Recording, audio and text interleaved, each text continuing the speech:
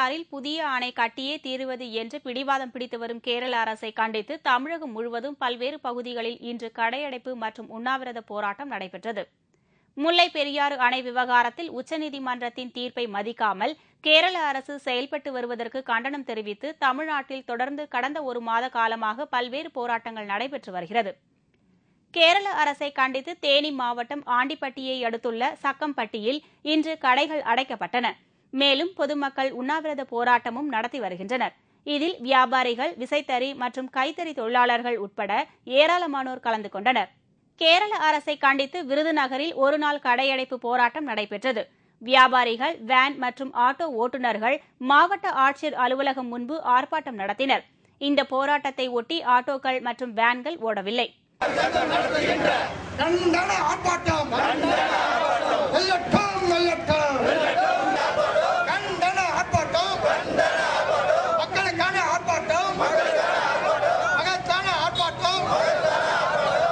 கேரள அரசு புதிய அணை கட்டும் முயற்சியை கைவிடக் கோரி உதகை நகரம் மற்றும் அதை சுற்றியுள்ள கிராம பகுதிகளில் உள்ள ஆயிரக்கணக்கான கடைகள் மற்றும் வர்த்தக நிறுவனங்கள் இன்று அடைக்கப்பட்டன.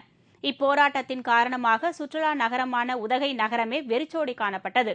முல்லை பெரியாறு அணை விவகாரத்தில் துரோக செயலில் ஈடுபட்டுள்ள கேரள அரசை கண்டித்தும், செய்தியாளர்களை அவதூறாக பேசிய கேரள முதல்வர் உம்மன்சாண்டியை கண்டித்தும் மதுரையில் மாவட்ட ஆட்சியர் அலுவலகம் முன்பு செய்தியாளர்கள் கண்டன ஆர்ப்பாட்டம் நடத்தினர். பிரபல திரைப்பட இயக்குநர் நேதாஜியின் மறைவிற்கு தேமுதிக நிறுவன தலைவர் கேப்டன் விஜயகாந்த் ஆழ்ந்த இரங்கல் தெரிவித்துள்ளார். இதுகுறித்து கேப்டன் விடுத்துள்ள அறிக்கை ஒன்றில், பிரபல திரைப்பட இயக்குநர் நேதாஜி அவர்கள் மாரடைப்பால் மரணமடைந்த செய்தி கேட்டு தான் மிகுந்த வருத்தமுற்றதாக தெரிவித்துள்ளார். தீர்ப்பு என் கையில், தாயகம் என்ற திரைப்படங்களின் கதை வசனகர்த்தாவாகவும், சொல்வதெல்லாம் உண்மை என்ற படத்தின் இயக்குநராகவும் பணியாற்றிய நேதாஜி பல திரைப்படங்களிலும் சின்னத்திரையிலும் பணியாற்றியவர் என்றும் கேப்டன் தெரிவித்துள்ளார். இயக்குநர் நேதாஜியின் மறைவால் வாடும் அவரது குடும்பத்திற்கு தன்னுடைய ஆழ்ந்த இரங்கலை தெரிவித்துக் கொள்வதாகவும் கேப்டன் விஜயகாந்த் தனது அறிக்கையில் கூறியுள்ளார். திருவண்ணாமலை அண்ணாமலையார் கோவில் எதிரே அதிமுக பிரமுகர் ஒருவர் வெட்டி கொலை செய்யப்பட்ட சம்பவம் அங்கு பெரும் பரபரப்பை ஏற்படுத்தியுள்ளது. திருவண்ணாமலை மாவட்டம் துறிஞ்சாபுரம் ஒன்றிய குழு துணைத் தலைவராகவும் ரியல் எஸ்டேட் தொழில் அதிபருமாக இருந்தவர் துரை. அதிமுகவை சேர்ந்த இவர் இன்று காலை அண்ணாமலையார் கோவிலுக்கு சுவாமி தரிசனம் செய்ய சென்றுள்ளார். சுவாமி தரிசனம் செய்துவிட்டு கோவிலுக்கு வெளியே வந்து இருசக்கர வாகனத்தை எடுத்துக்கொண்டு புறப்பட்டார்.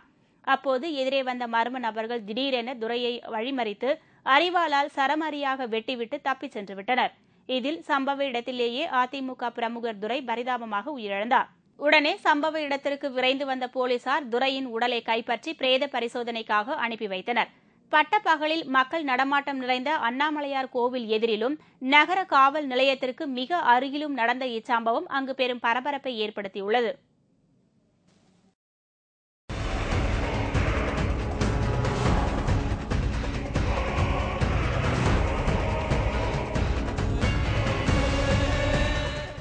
ஆச்சரியம், ஆனால் உண்மை.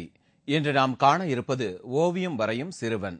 சித்திரமும் கைப்பழக்கமும் செந்தமிழும் நாப்பழக்கம் என்பது பழமொழி. இங்கு கடைத்தருவில் ஒரு சிறுவன் கோடுகளால் கோலங்கள் வரைகிறான். சாக்பீஸால் இவன் வரையும் ஓவியங்கள் அற்புதமாக உள்ளன. இத்தகைய ஆற்றல் பெற்ற சிறுவனின் சாதனை ஒரு ஆச்சரியமே.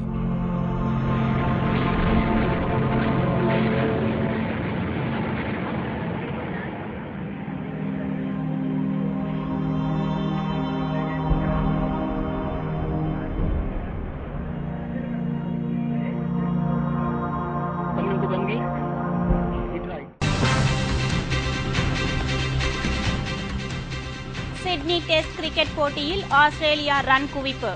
விவரம் இடைவேளைக்கு பிறகு.